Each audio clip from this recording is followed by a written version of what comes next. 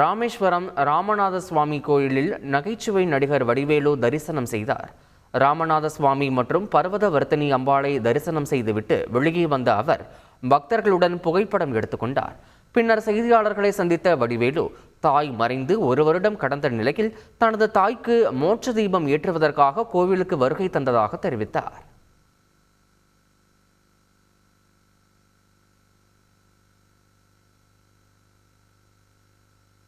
அம்மா தவறி 1 வருஷம் ஆகுது.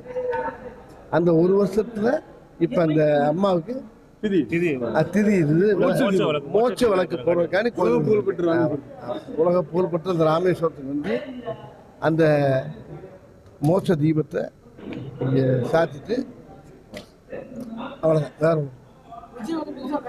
அவ்வளவுதான். வாங்கிட்டு போதும். செய்திகளை உடனுக்குடன் தெரிந்து கொள்ள உடனே சப்ஸ்கிரைப் பண்ணுங்க.